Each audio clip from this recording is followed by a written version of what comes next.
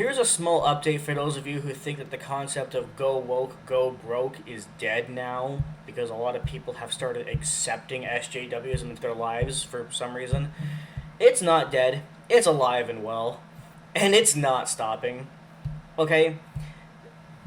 A lot of people are talking about this new Star Wars show, which was also given an insanely high rating. Here's the rating.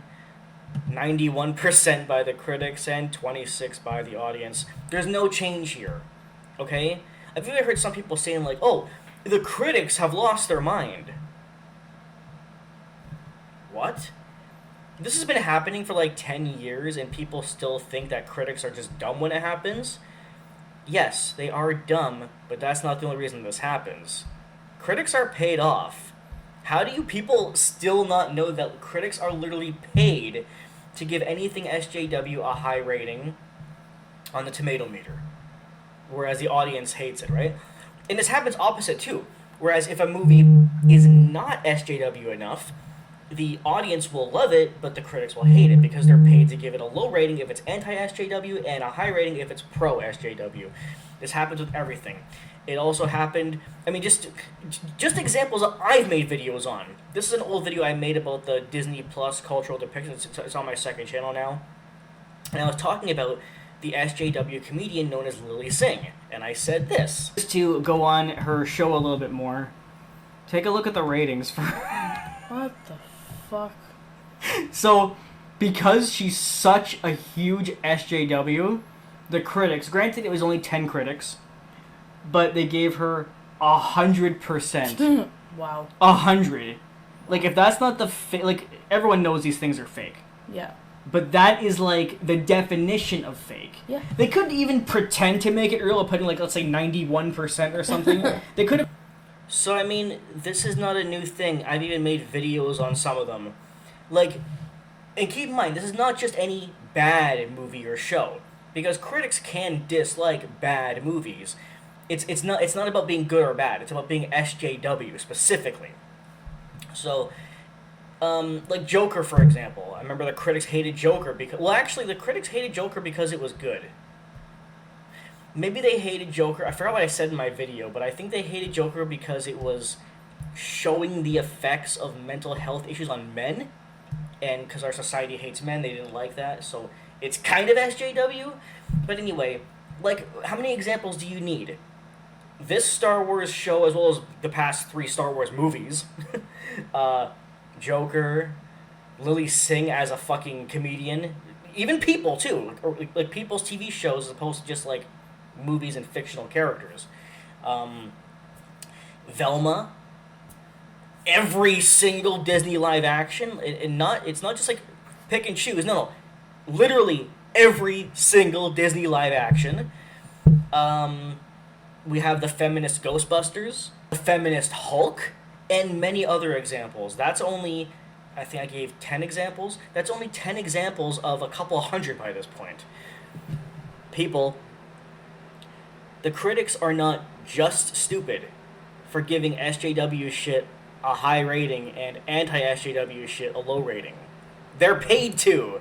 They are literally told when they give these ratings, they are specifically paid to hit the 5-star, the 100%. 90%, whatever the fuck. They are literally paid to do that. Like, how many times does it need to happen where a movie is either not SJW at all or not SJW enough, and it gets like 20% by the critics and 100% by the audience, but then when it's like pushing SJW feminist crap, it's 100% by the critics and 20% by the audience. Is that just a coincidence? Is it just a thing in critics' brains? Oh, I must just by default disagree with what the audience says. No, they're paid to disagree with what the audience says.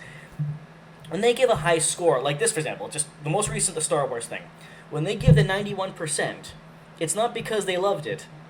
I mean, some of them might because they are literally fucking retarded. And don't I'm not saying that some of the critics are not SJWs themselves, but for the ones who aren't, they're still going to be paid off to make sure they give a high rating. But regardless,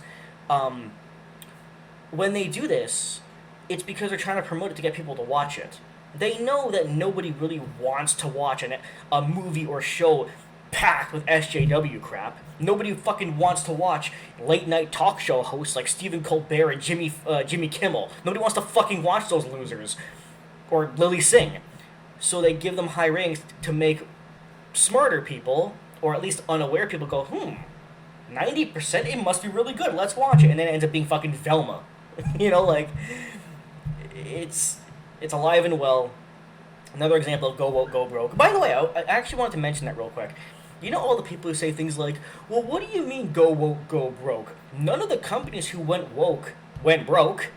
And of course we're talking about, everything from Dove, Gillette, Netflix, Victoria's Secret, Aunt Jemima Syrup, Pepsi, basically every company in the world, right? Pretty much every company has gone woke. And they're not broke. These companies are still, Bud Light, all of these companies still exist, right? Broke means that they've gone out of business. So, they're obviously not broke, therefore wokeness is good. No, because, yes, the phrase is go woke, go broke, but it's not meant to be taken literally. What the phrase means is that when insert company and goes woke, they don't go broke necessarily, but they lose billions of dollars, they're hated online for however long, they lose a whole bunch of customers, yada yada yada. Netflix is a great example. When Netflix did the whole cuties shit and a bunch of other stuff too, cuties was not the only thing wrong Netflix did, but when Netflix did all of their bullshit multiple times, they lost I forgot. I apologize if I have the wrong number, but I think it was over $20 billion. Was it $20 billion? Something like that. Netflix lost a fuck ton of money. Not enough to go broke, but they lost a fuck ton of money. We just say go woke, go broke as a way to be listen, if you go woke, you are risking going broke again, like so many companies before you. So how about just not fucking do it? Again, companies are forced to do it. Okay? They're forced to, much like critics, much like comedians talking about politicians. I almost called comedians like Jimmy Kimmel a politician because all comedians do now is talk about politics. When comedians talk about politics, they sound like fucking politicians. But the point is, they're paid to do that. And just so that my video doesn't sound old and repetitive as shit, this also applies to most recently when Robert De Niro was attacking Trump. Remember that? It was a week ago, not even. I guarantee you, much like every other comedian in the world, he was paid off to do that. And I've mentioned this in videos before, but yes, comedians, damn it, actors and stuff like that, they are paid to do things like insult Trump and support Biden. They're paid to do that, and if they don't do that, they risk losing their career. Tim Allen, Kevin Hart, Jimmy Fallon, and Sylvester Stallone, and many others. There's a few examples of many celebrities who did not go woke, but risked losing their career because of it, or were shunned from Hollywood. There's nothing new here, and the slogan, we call it go woke, go broke, because if we were more literal, the slogan wouldn't sound very good. Go woke and risk lose your money. No, that just sounds fucking dumb. So I know it's not meant to be taken literally. These companies aren't fucking broke, but they almost went broke. They lost a ton of customers, they lost a ton of their money, and they might still exist today, but they still took a giant hit in their sales by going woke. And the few examples I gave, like Bud Light and the others, are only a few of in the last 10 years we're over at 100 now for sure of companies going woke and almost, keyword almost, going broke. Anyway, they're never going to learn. When it comes to celebrities and politicians and mainstream media and TV show critics, movie critics, video game critics, late night talk show hosts, it's never going to end.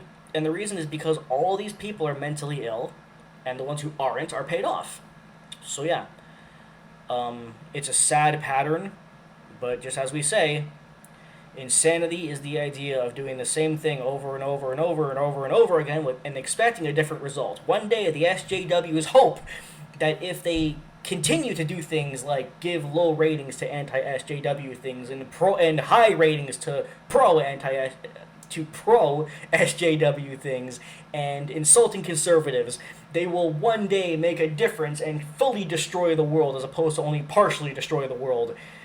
And luckily, the few smart people who exist in the world are holding on to the planet with fucking glue right now.